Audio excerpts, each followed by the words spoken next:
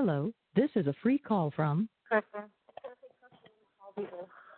An offender at the Chillicothe Correctional Center. This call is from a correctional facility and may be monitored and recorded. To accept this free call, press 1. To refuse this free call, press 2. Thank you for using Securus. You may start the conversation now. Hello? Hi. Hi, is this Gypsy. Hi, yeah. Yes, is this Gypsy? Yeah. Hi, how are you? Hi, I'm doing all right. I'm so excited to talk to you. I've heard so many great things about you. Oh, I've heard the same about you. Me and Rachel was just in the yard, and they closed the yard down because someone was starting a fight. And oh, no. Yeah.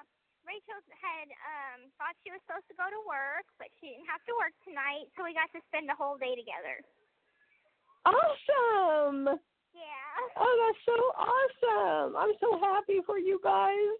Me too. Wow, that is so cool. Yeah, she's a great friend, isn't she? She is. You know, because it's like we haven't known each other for that long, but, you know, instantly when we met, we became like best friends right away. Yes. And she's like, just a sweetheart. She is. You know, she's there whenever I need to talk. She's there when I'm having a bad day. And, you know, I just really appreciate her friendship. So, you know, she's just awesome. Yeah. And, aww. Yeah. Also, she had wanted me to send the pictures that me and her took together. And so I sent that to you. And she has a letter that she's going to send to you because what she did was she had put a letter to Marcus and a letter to you and the pictures all in the same envelope. And so I tried to... Oh, no. And it comes back to me, and they're like, that's circumventing mail or something. And I'm like, oh, I get it now. It has to be in separate envelopes. So I'm like, okay, here's an envelope. You send them separately, and I'll send the pictures. Uh-huh. Aww. And she's like, well, why don't you send the letters? And I'm like, why are you making this so complicated? Yeah. Bless her heart. Yeah. Aww. But wow. I was wondering, would you mind doing me a huge favor? Okay. Okay, I don't have a picture of Josh, but I have his name and his DOC number. And I was wondering if you wouldn't mind, if you can't do it, I completely understand. Would you mind looking up his DOC number and sending me a picture of him? Okay.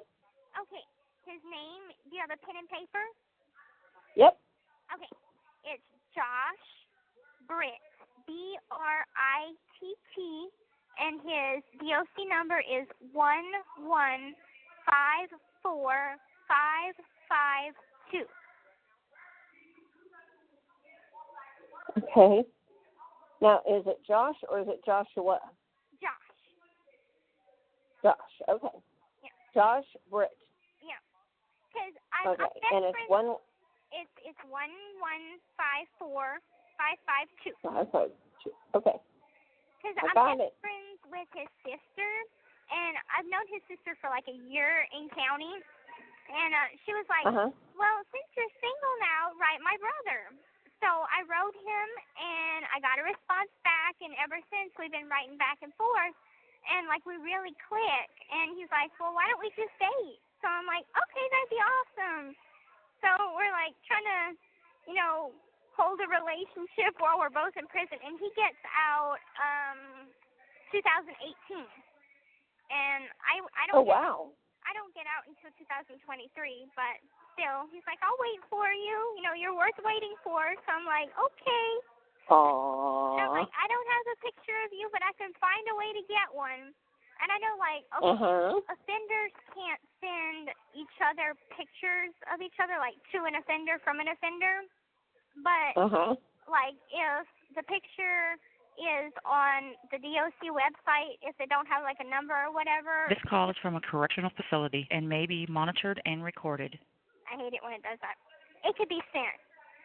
But the weirdest thing is, like, okay, the weird rules here is that you cannot send a letter and a picture together. Now, you can send I know. Right, and nothing on the back. Like, you can't write anything on the back. So it's just either a picture or a letter. That's weird, because in county you can get a picture with the card, with the letter.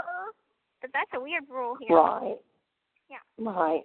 Because the lady who has Rachel's two oldest kids, I had to tell her that, not just don't write on the picture, not because Mark was here at the time, and he was telling me, he said, tell her don't write on the back, don't, this or that, and he was giving me all, and they wanted to write a letter, and he said, send it separately, send the, and he was telling me all of that, so I was like, wow, it's crazy. Did you know getting a sunburn is a violation? Really? Yeah, it's.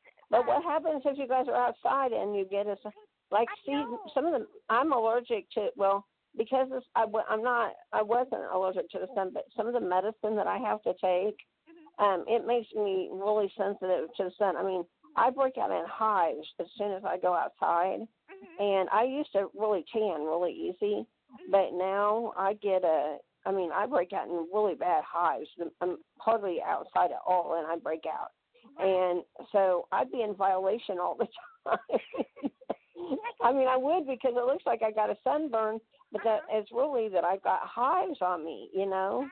So that's horrible. It hurts. I didn't know that. That's crazy. Yeah. Because I spent a year in county, I had no sunlight.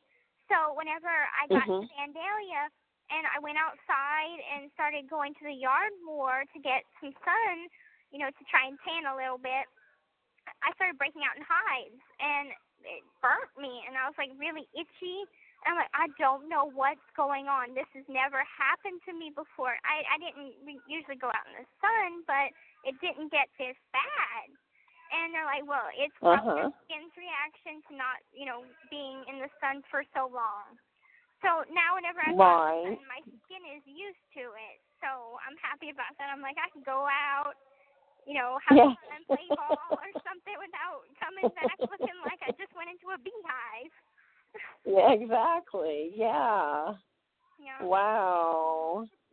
Yeah, I was telling Rachel the other day, I said,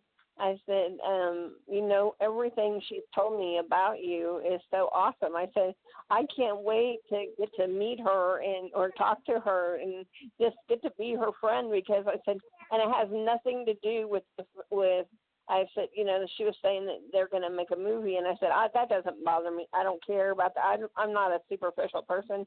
I said, that means nothing to me. It's just the fact that that you are you, and if you meet me or you get to know me at all, you will know I could never tell you the color of your skin or nothing like that. I'm not a person who I don't know I don't know people like that. I know people because of who they are on inside of themselves, and that's who I am. And so I'm just like, oh, she's gonna just be adorable. I just know she is, and my heart aches for you for all the pain and suffering that you went through, and I'm so sorry for that. And I really am, because I love my kids so much, and I do. I love my kids. They're my life, and and I cannot imagine. I just can't imagine having to put my kids through what you went through, and I'm so sorry. I truly am. I'll be your mom. I'll take good care of. I'll be good, and I'll take good care of you too. That sounds good. That sounds good to me. Really, honestly, I'm telling you. This whole thing, it's been a learning experience, but it's like a blessing in disguise, because, even though all this bad has happened, I still have the same hopeful personality that I've always had, and I can tell that. I don't let this place get to me or anybody get to me. And yeah, you know what? I can see I can hear it in your voice. You're happy, and and that you haven't let it make you a victim. You let it make, you know what I'm saying, you haven't let it own you. You're just awesome. You're just as awesome as I knew you would be. Oh, you're so sweet. You are awesome. I just can tell, and I was so excited. I'm glad that I got to talk to you, and I can't wait to meet you. And you're wonderful. Whenever I get out, I told Rachel that, you know, me and Rachel are going to be going on vacations together, and, you know, we're going to travel, and I'm hoping that the money I get from, I don't know if it's going to be a mini-series or a movie yet, but the lady that did the article is on BuzzFeed.com, and she did that article, and they had wanted her to write the script. And so I talked to her, and I'm like, Michelle, I can't think of anybody better to write the script than you, because you did such a great job on that article, and you told the truth. You told it how it exactly was. And so I feel like she would be the perfect one to do it. And so they have an independent producer that she talked to, and they're going to pitch it to different networks, like Netflix, stuff like that. And once they have a general idea of what they're going with, like a movie or a miniseries, they'll start casting, and they'll have my stepmom and my dad involved on, you know, writing it. And I can't be involved in writing it, but what she's going to do is we're going to talk back and forth, and so I can explain to her, you know, what happened and things like that, and then she can write it. So I'm still involved in a way. And right. But I hope to get some money off of it, and, you know, buy me a house, because, you know, I don't want to live in my dad's house forever. Right, exactly. I understand. So I'm going to buy me a house, you know, just practical things that I'll need. You know, I don't need big fancy things, but just to get myself settled. But they have finished the HBO documentary, and I don't know what it's called yet, but they're going to be sending it to, like, Sundance Film Festival and Tribeca Film Festival, and that's going to premiere on HBO in January, and that is me, you know, walking into court and having court and things like that. And they talk to my... You know, I was reading... Yeah. So, I mean, it's going to be interesting, and I'm hoping that if I talk to the warden, that they can let me watch it. I'm hoping. Well, it's interesting. I was reading the other day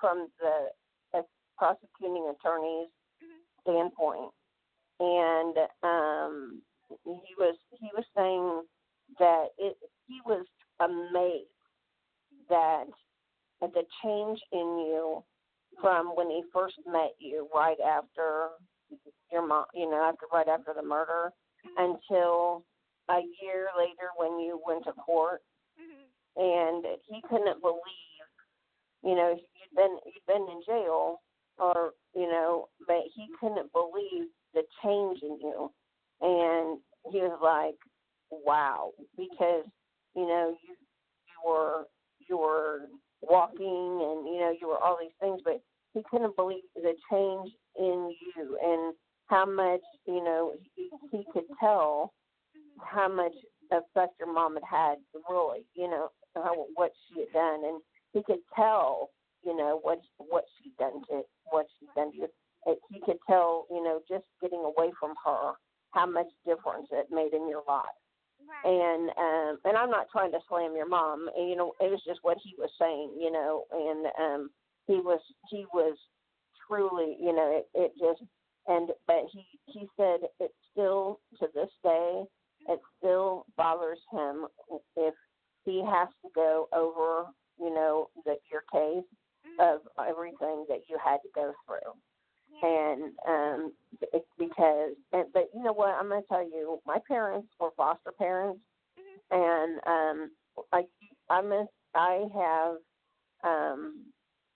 we had so many things happen to the kids that came to live with us. And I mean, there's so many things that happened to the kids that came to live with us was not real.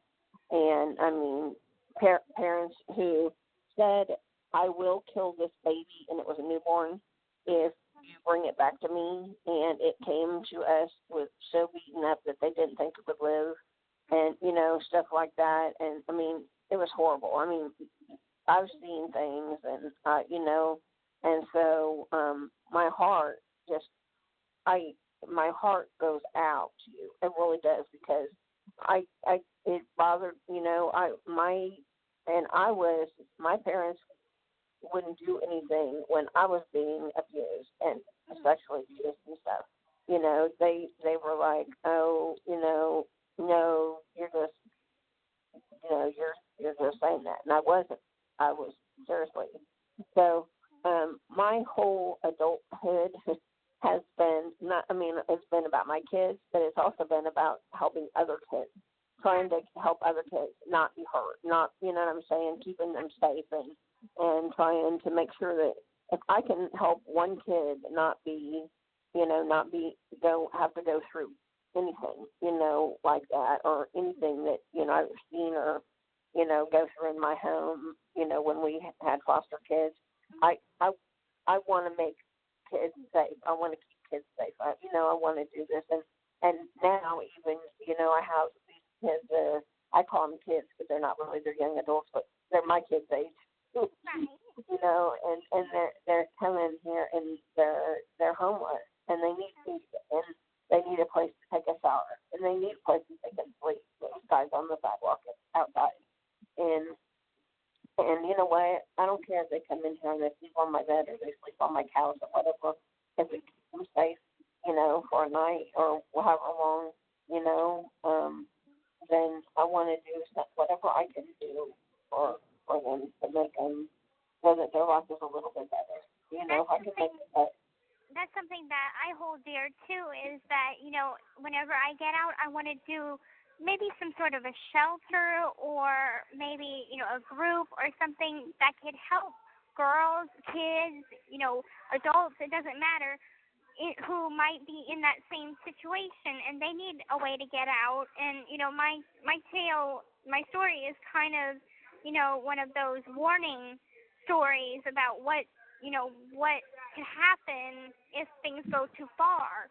So because a person can only take so much. Right. Would you agree with me? I agree with you, and I don't exactly know what it was that pushed me to that point.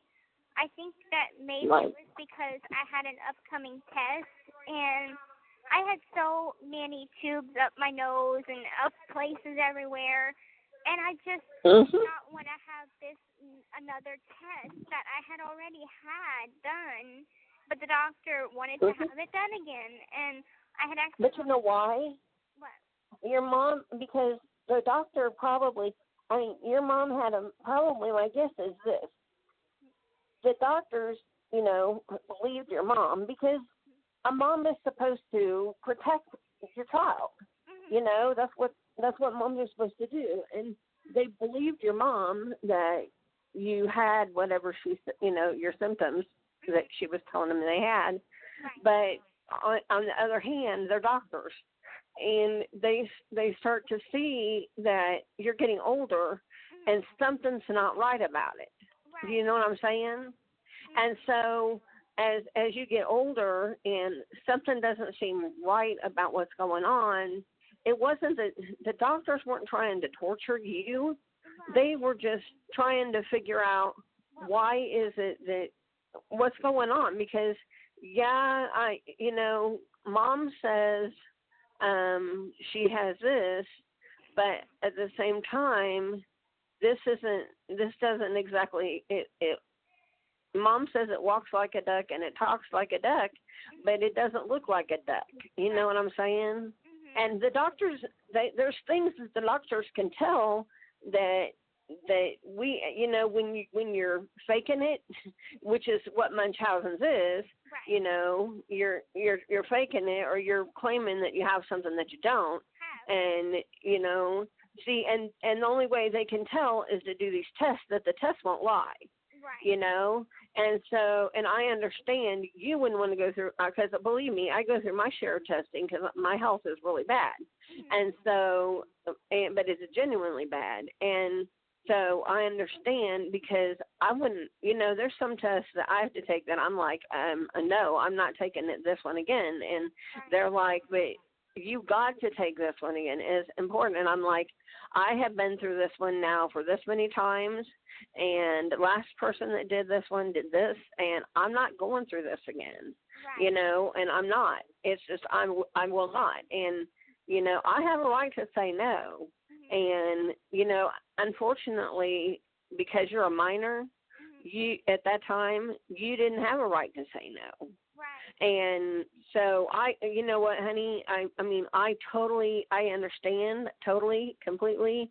And, you know, my daughter, she and I both, all of my kids, all three of my kids, they have a bleeding disorder that they got from me.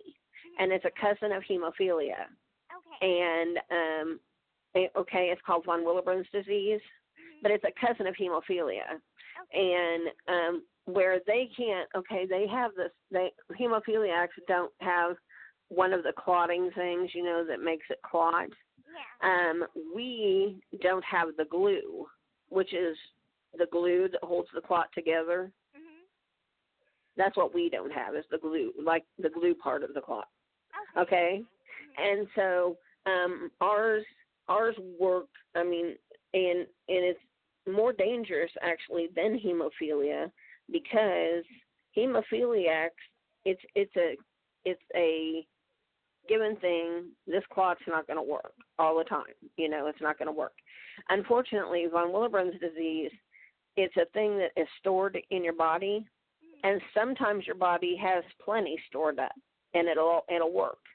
And sometimes your body doesn't have any stored up, and that's when we're in trouble. And so, does that make sense? It's kind of like a roller coaster. And so you can bleed out from a simple pin stick. Oh, my. And, is that you can bleed out that easy.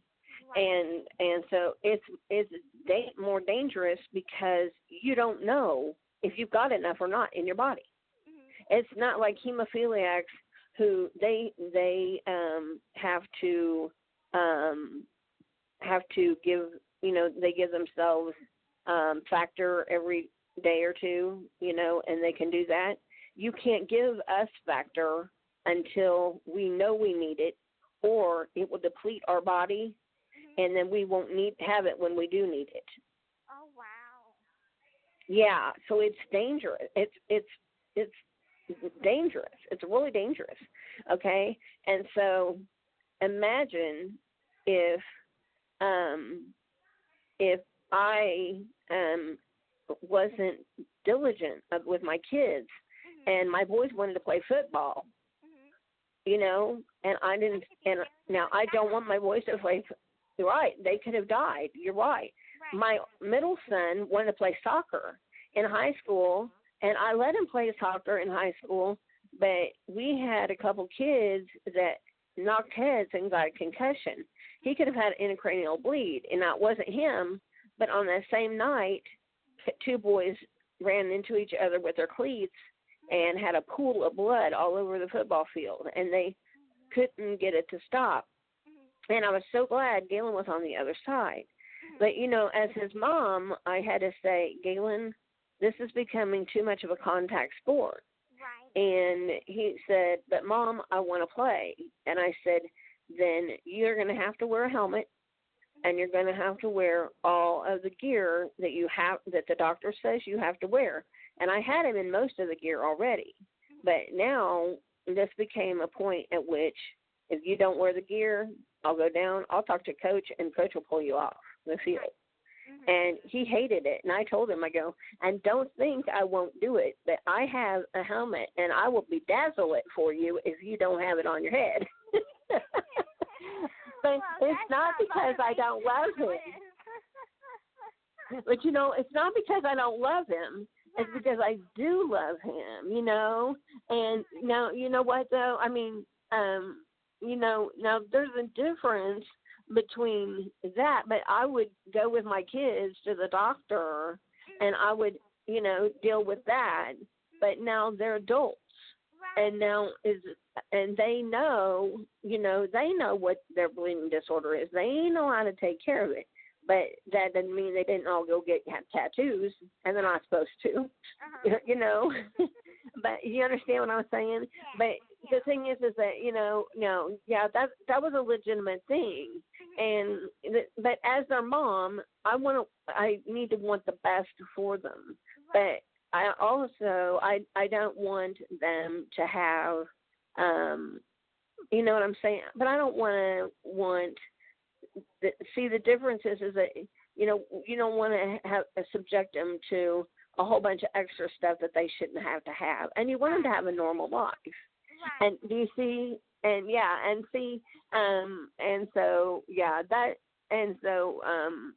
but with the doctors, they knew, if I brought my kids to the doctor, they knew there was something wrong. And, I didn't just run them in there for just nothing. I ran them in there because they really had something wrong. And, but see, that's what I'm thinking is.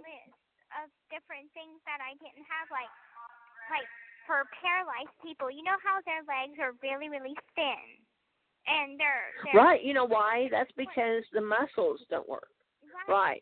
And like my legs, they've beefed up a bit since I've been walking on them, but they weren't thin, they weren't bent out of shape or anything.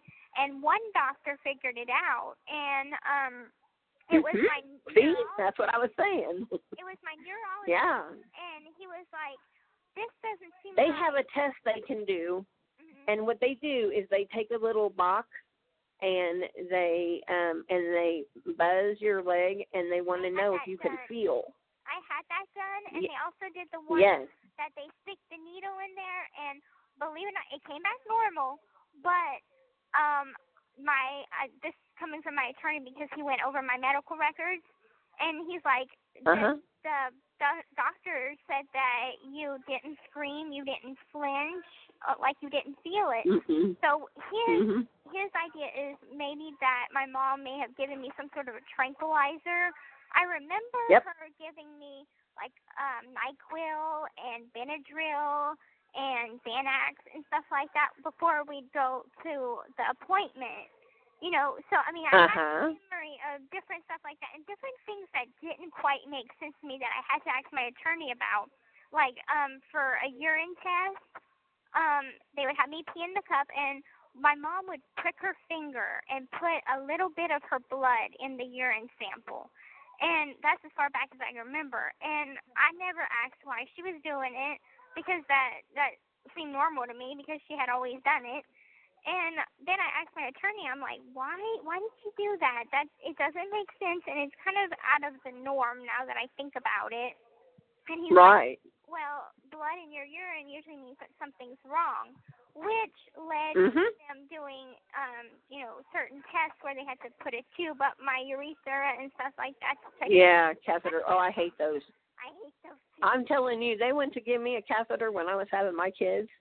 And I told them, oh, hell no, you bring me a bedpan and I will pee for you. You get me in the bathroom and I'll pee for you, but don't you dare stick that thing at me. No. I absolutely No, I understand. I know. I understand. I'm telling you. It didn't make sense. And, my attorney is the one that really pieced it all together for me because even though I had the knowledge of what my mom was doing, it didn't make sense to me. So he pieced it all together for me and was like, this is why this happened. This is what happened. And whenever it hit me, it fully hit me in county. And I broke down crying. I'm like, why did this have to happen to me? This doesn't make any sense. And I know my dad thinks that same way. And my dad blames himself for not trying to come, see me in Missouri enough times or whatever. But my mom would block his calls and, we'd go to Kansas City unexpectedly because he would be coming over and things like that. She didn't let us have a relationship. So he blames himself. And I tell him, I'm like, why didn't he, I'm just curious, why didn't he go to court and push the issue that she wasn't allowing him to see him? Because Molly was going with her dad, and she was old enough for her to choose, and her dad was not allowing wouldn't let her. Her dad was constantly dragging me into court, and it wasn't because I wouldn't let her go. It was every time she went with him, he abused her. He would take her outside, stick a gun up against her head or against her horse, and say he was gonna shoot one of them.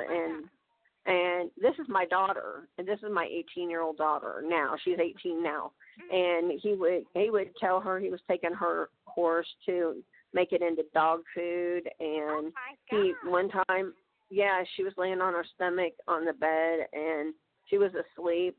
And he stuck his hand into her bra trying to find her cell phone, and he left bruises on her left boob, and he left bruises on her arms that were so that they were so bad that you could take a fingerprint off of them from the bruise. The bruise left a fingerprint and thumbprint off of her body, and he left bruises on her shoulder. He sprained her shoulder. And he left his handprint where he was choking around her neck. Oh my! And and he used to do that kind of stuff to me. And he would throw firecrackers at my face, and it would whiz past my face and go and explode off the living room wall. And he would he would rape me, and it was horrible.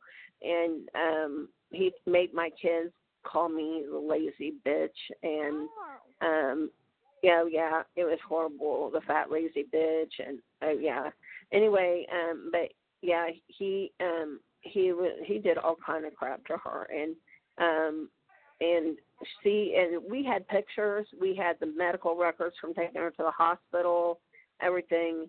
And she even went to the battered women's shelter because the state asked for a forensics profile of her to see, if she was telling the truth or not. So they did kind of like Criminal Minds, where they forensic they forensic you, and profile you to see if you're telling the truth or not. They can tell by your body language and everything. And she passed it 100%. That what her dad was doing. But when he stuck his hand down in her bra, she bent her face. When she bent her face, and she bit the back of his hand, and till she drew blood, and he still would not take his hand out of her bra. Wow. And she would not let go with her teeth till his hand came out. Oh my goodness. And that was the big only thing they brought up in court was that she bit his hand. And they said, hello, that is self-defense. Absolutely. Yeah, he was laying on her. She was laying on her back, and he laid down on top of her and did all that.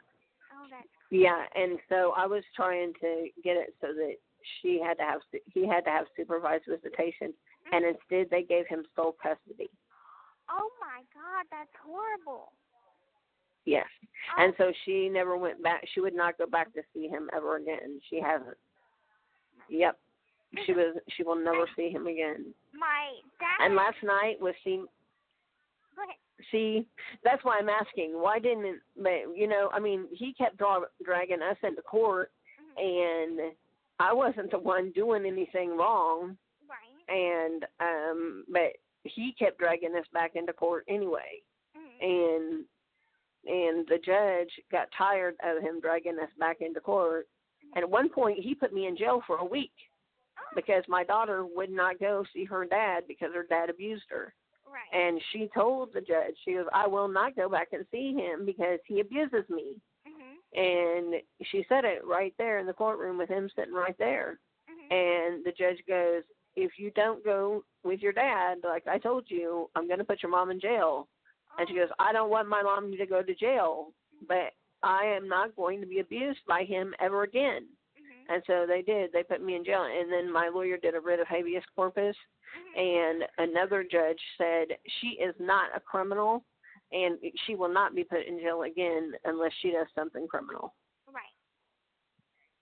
And so, we had to. Yeah, it's been a fight. But you know what? I love her, and she is worth it. And if I had to be in jail, I would do it because I love her, and I don't want her to ever have to be treated like that. Right. That's why I'm saying, I didn't understand, why didn't your dad, I'm just curious, what if your mom took you away, why didn't your dad, at least fight in court? You see, the deal with that is, okay, so they divorced whenever I was a baby, and, oh, okay. Right. All right, so I'm not being down on your dad. I'm just curious because, see, Gary would keep bringing us back to court and back to court and back to court. So I'm just curious about, why didn't your dad? The way I understand it is that, okay, so they got divorced whenever I was a baby, and the story that my mom told me was that the judge granted her sole custody. However, when all of this came out, that he had papers that says joint custody, and my mom. I was going to say, now it's joint. That said that she had joint custody. I mean, not joint custody, sole custody. So, because my mom was big into forging papers and stuff like that. She was very, very good at it. And so my dad's thinking, that we had this good relationship because even though me and my mom moved away from Louisiana because of Hurricane Katrina, that we still kept in touch because, we'd have an occasional phone call and he would talk to me on Facebook. Now, here's the trippy part. He was talking to my mom on Facebook, posing as me. Oh. Yes. So all the times that he's thinking he's talking to me and that, he still keeps in contact and, sending child support every month, like $1,600 a month in child support, even after I was 18 because he's like, she's disabled, she's sick, I want to take care of her, so I'm still going to continue child support. And I talk to her on Facebook and stuff like that. I see pictures of her. So I'm still in her life. So this is what he's thinking. And then the truth comes out that it was my mom posing as me on Facebook, talking to him, and things like that. So it broke his heart to think that, I was raised thinking he's this horrible dad that abandoned me and, was calling me a freak behind my back. And, he loves his new family now. He doesn't want me. Even if I tried to go with him, he would just slam the door in my face. This is what my mom was telling me. And so I reach out for help from him because I'm like, why would I go and ask help for somebody that would slam the door in my face? So, I see. Okay, so your mom was playing double agent. Right. Oh, wow. Oh, honey, I'm so sorry. She would play like, okay, be nice to him because he might send maybe $20 this month. And so she would hand the phone to But he really was sending $1,600. Right. And she would hand the phone. Wow. She would be right by my side monitoring everything that I'd tell him. And if I told him a little bit too much, she'd get pissed at me. And I'd be punished afterwards. So, I mean, it's a crazy situation. But he knows all that now, and, we both apologize to each other because I'm like, I'm sorry for thinking the worst about you because I honestly didn't know no different. And he's like, well, I'm sorry I didn't try harder to come and see you or be more diligent about, coming there and being more involved. And I'm like, it's not your fault because Mom was good. No, because it was probably what your mom was saying. So yeah, oh baby, I'm so sorry. So there's a lot of twists and turns into the story, and not everybody knows all about those certain things, those details. So. Yeah. Oh, and I wasn't judging. I was just curious, why he didn't do that because you don't know, and if he's in a different state too, that makes a difference. And I didn't think that I wasn't thinking that he gave. He thought that his new family was, I was just, with Gary pulling us back into court so much, I was just curious, why didn't he And that doesn't mean he's not the norm. I promise you, he's not the norm. You know, believe me, he's not the norm. I know. You know, I can promise you that. Yeah. But you know, I truly. Now that I truly do. I got to know him, and he's a great dad. He makes sure that I'm comfortable. He sends me $200 a month, and if I need a little extra, he'll put it on there. And you know, I'm taken care of, and they're gonna come see me. My stepmom and dad are gonna come see me in the spring. They wanted to come this month, but I'm like, I'm not in school yet, and nothing really much has happened since July. So why don't y'all come in the spring, and then I can talk about school and how I'm doing and my new job and things like that. And my hair's going to be longer, so I want to show y'all my long hair. Your hair is so cute, because I looked the other day when I was on Access Corrections for, I got on there, well, I was looking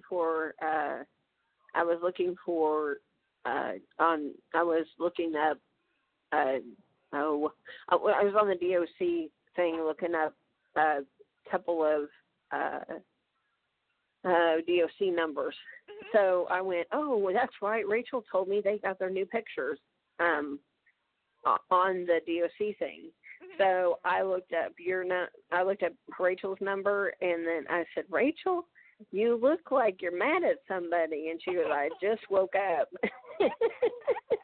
And she's looking like she's kind of squinting in one eye or something, and she kind of looks like, don't mess with her, boys. And she laughed, because I've seen the pictures of her on Facebook, and she's so pretty, and you know, and she's just like, wow. And I'm like, oh, that is too funny, you know, because she's like, she looked kind of, I go, I know my daughter looks like that when she gets up in the morning. She had not had her coffee, you know.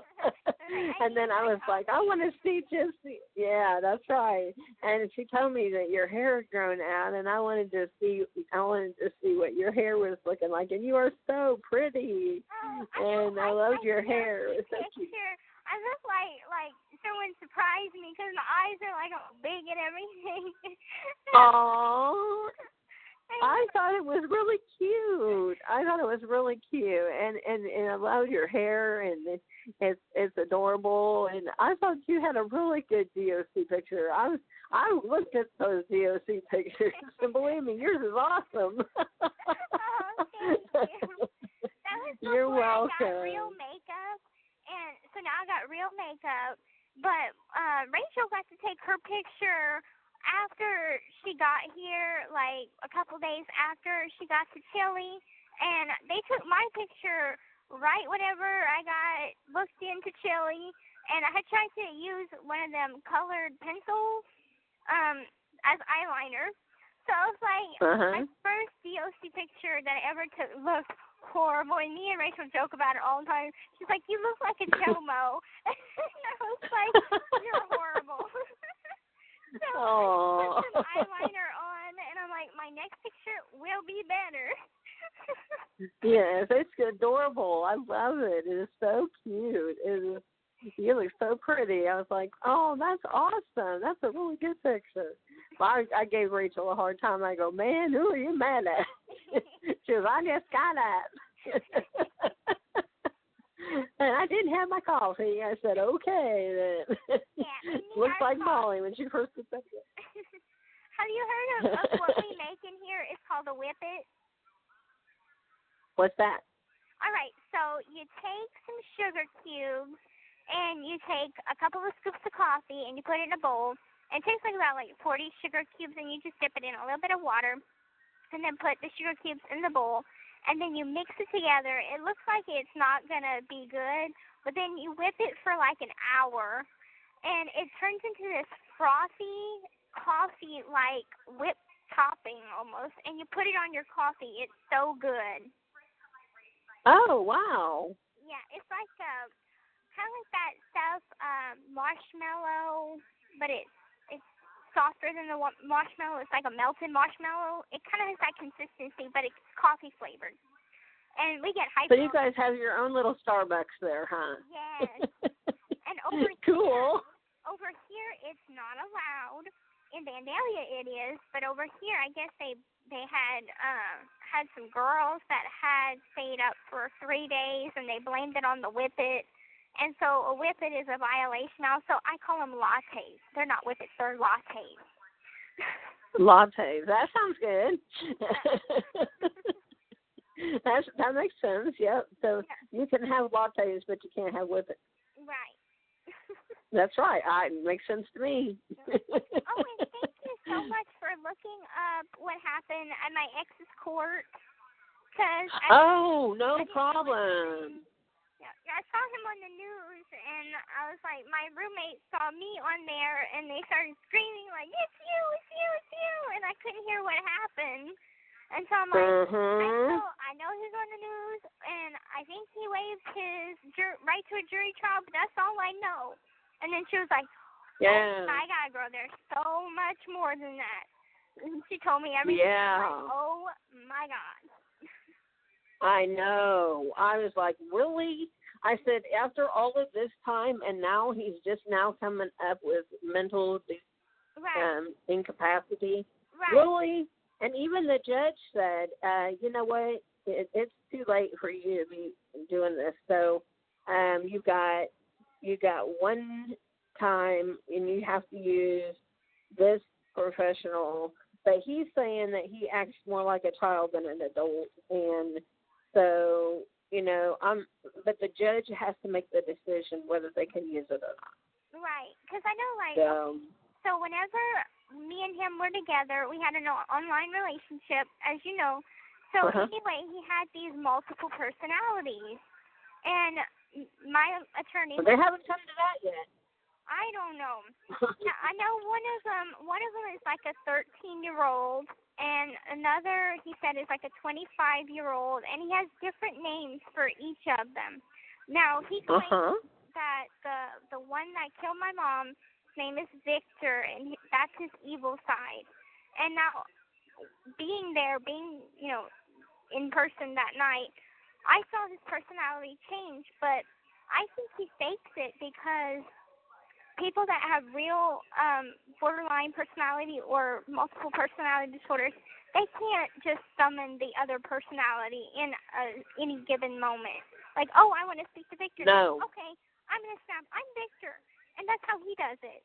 So I think no, you can't do that. No. It's got something you can control. In fact, the main person, the main person isn't even aware of the other personalities. Right, and that's why the prosecutor thinks that he's faking. My attorney thinks he's faking. So I think I know that he does have Asperger's because he told me that I say a good year after I met him online. And really, I think the Asperger's is the thing he's using. And really, I have friends with Asperger's syndrome, and it's a high-functioning form of autism. And really, when it comes down to it, it's just they like things a certain way. They have to have their way. It's kind of like OCD a little bit. And I get that, but it doesn't make them violent. Like, he wanted to rape my mom after he killed her. And I'm like, ooh. Yeah, I mean, this guy is very violent. He would always talk about how his exes cheated on him, so he wanted to kill them. And there's evidence of him actually sending a Facebook message to his ex-girlfriend saying, if you come to Wisconsin, I am going to blank and kill you. And they have this. And there's just so much evidence against him that a person that has Asperger's doesn't need to be violent. But he has a violent... No, I know a lot of people with Asperger's. In fact, my best friend, all three of her kids have autism, but one of them has Asperger's, and he is not violent at all. I mean, he's really, really, really shy, and he doesn't want to be around people at all. All three of them that have autism but even the one with Asperger's, he can't. He doesn't want to be around people at all. He's really shy. Even other kids, he's just very withdrawn. That does not make you that does not make you violent. It doesn't. Right. It really doesn't. It doesn't do that at all. In fact, it's quite the opposite. It makes you very, very withdrawn. Quiet. Yeah, it does. And you just stick to yourself and things like that. But, as far as I know, there's been, no violent streak in my friends. So he's the only one that I've ever met that is using this to sort of get off. And I'm like, you're right. I don't seriously. And so if they try to do that, what they need to do is they need to bring in a person who is an expert in Asperger's, and a person, and an expert in does this disease make people violent, and and they need to bring that in and talk about that, and and then would a person want to rape or have sex with a corpse, after they killed somebody, because that by that itself, that is a disorder or a sickness by itself. Just to have sex with a dead person, that in and of itself is a whole completely that is an illness of itself. That's a whole illness of its own, mental illness of its own, and just that by itself, and the fact that he was saying he would kill the ex-girlfriends, that means that he was violent. He had a tendency towards. See, my ex-husband, I told you what he did to my daughter, and some of the stuff he'd done to me. Well, he was subbing in the local high school at Molly's school because he wanted to be able to, he wanted to keep an eye on my daughter, and he was teaching in the Votech at another high school, and he didn't used to be like this. After his dad was diagnosed with cancer, a correctional facility and may be monitored and recorded. After his dad was diagnosed with cancer, he just totally had a flip, like totally something just changed, clicked in his brain, and he had a different personality. And it wasn't like multiple. It was just like, suddenly he was just a totally different person. And he and his dad were really close. But I'm not saying that excuses what he was doing, but so when he was at Molly's school, he was substitute teaching for science class, and they were chattering like they do when you have a sub, and the kids are talking, and he told them to shut up, and they wouldn't be quiet. They were still talking. So he told them he had a gun in his truck, and if they didn't shut up, he was going out to get it, and he was going to come in and shoot every one of them in the face. Oh, my. Wow. And can you believe only one of the students, only one, that I know of, went to home and told his mom. Oh, and yeah, but I happen to know the mom. And the mom called up, and she did not call the principal. She called the superintendent. And she said, "You get this lunatic out of the school, or I promise you I will ruin this school district. And this is a good school district, but the news will be there in the morning.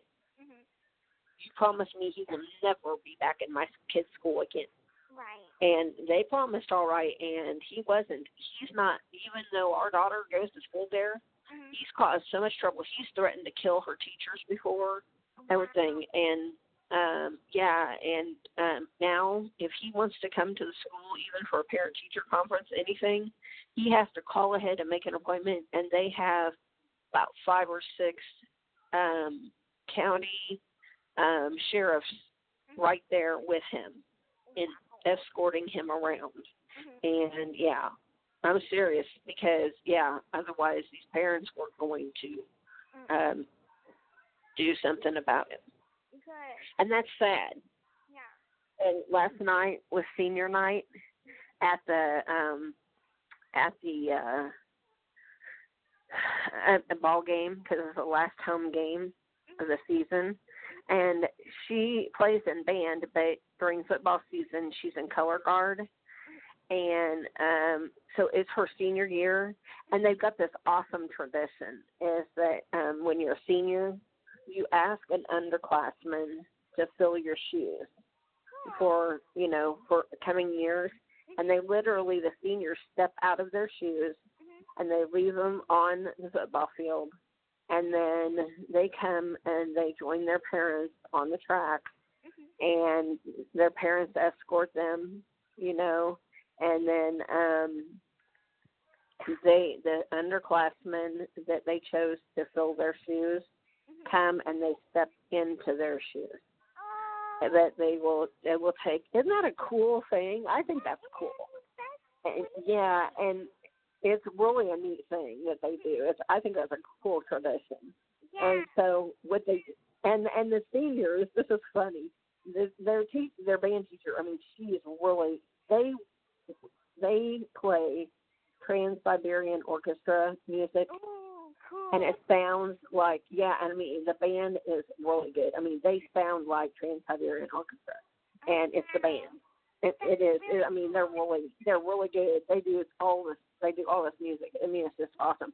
And they're doing the Rise and Fall of Rome on the field, for the field show, and it's really awesome. And so anyway, so last night they had 28 graduating seniors. That was a band. And they went by and they gave every one of the seniors a medal, and it had music on the front and on the back. It said something about, something about let something guide your path or something like that. It told, what year they were graduating, seniors of this year. And then they gave every one of us moms a red and white carnation because it's the red and white brigade, and red and white are our school colors. And isn't that cool? And it's so cool, yes. And so I got to have, and Molly could say, if she wanted her parents to, to walk with her, or, or whatever. And I am so glad. I have always been there for my kids. I am so glad. My kids love me, and I'm glad they love me because, I've always, my whole life has been about my kids.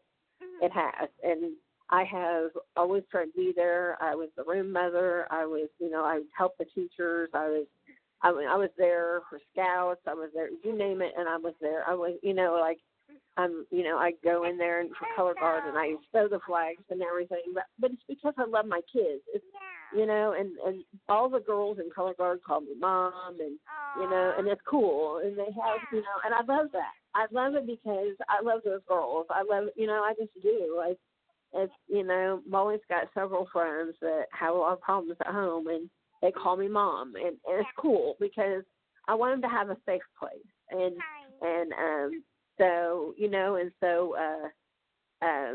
Anyway, last night, it's parents' night, and she could have asked her dad. She could have. I don't think he would have done anything in front of all those people, but she only asked me to escort her. And so, and see, I'm in a wheelchair, and so, but I'm in it because I really have to have it. And so she asked my friend to help me, and we got me down there on the track, and I was right there, and I got these things, and then we went inside, and the local newspaper was there taking pictures of each one of us, and me and Molly were the first ones, and they took a picture of her and me together, and with my flower and her with her, her little thing, and she bent down so she was right beside me and put the medal over on my shoulder, and it was so cute. Sweet. I'm like tearing up right now. Oh, it's awesome. I love it. I love being my kids' mom, and when my son got married in August, I did all of the decorations for his reception, and I made all of his wedding invitations. And awesome. yeah, I did. I love it. I do. I love my kids. And I told my middle son, I said, you know what? I did this for Justin, and I'm willing to do this for you. And he looks at me and he goes, you know what, Mom? I know you would do it for me.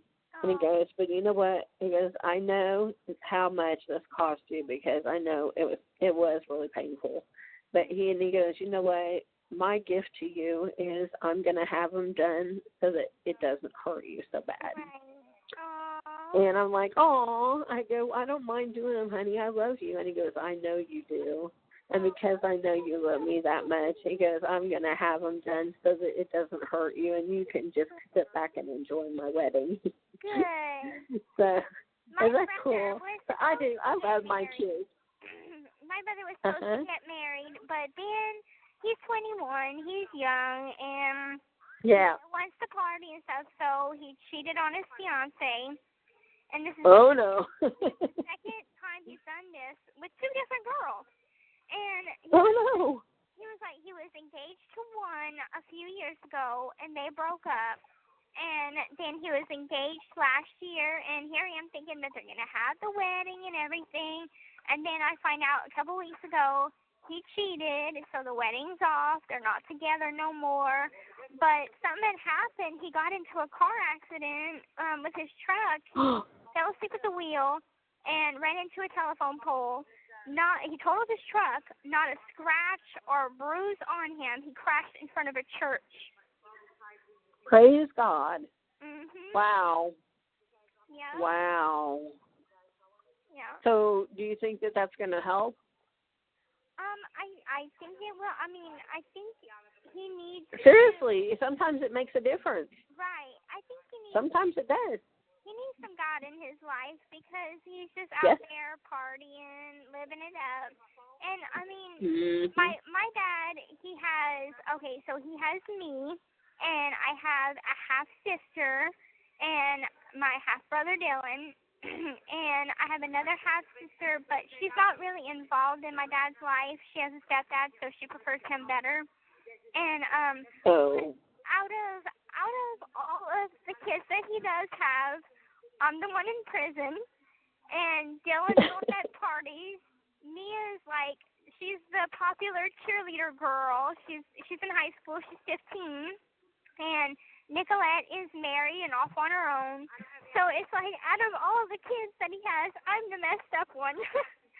Right. No, I don't think so. You know what? You're because you had you can't help. You had problems of your own growing up. You know, I think if you had different circumstances growing up, I don't think you'd be where you're at. Right. I know. I agree. I believe that. I really feel like, this whole process has done me so much good, and not only physically, but I know that I'm not where I'm supposed to be mentally. I know that I don't exactly act like I'm 25. I'm short for my age. I have a high but I can't help. That's how I am. Rachel's like, you look 12, and we joke around with it, but in all actuality, yeah, I do look like I'm 12. And, yeah, sometimes I act more childish. But you can't help that either. That has to do with your mom. Right. So in all of this, I'm trying to learn to be an adult. And, I wasn't allowed around people my own age, and I didn't have no friends. So I'm really kind of learning how to grow up all over again. Yeah. And it's hard because there are certain things that I'm dealing with, like the drama that's in prison. I don't want any part of it, so I stay out of it. I don't like conflict with people because it does kind of scare me. And at night I bought me a little stuffed animal that someone made here out of yarn. It's a little monkey. I named her Annabelle Purple. But just having something to hold helps me sleep at night. But it's definitely a process trying to learn to be me, the real me, and not the me that forced me to be. So. Right.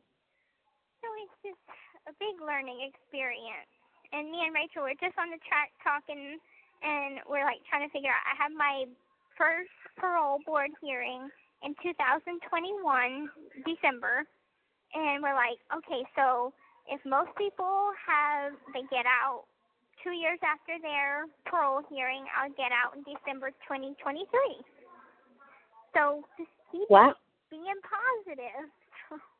And I haven't gotten in any trouble. No CDVs or anything like that. No violations. Haven't gone in orange.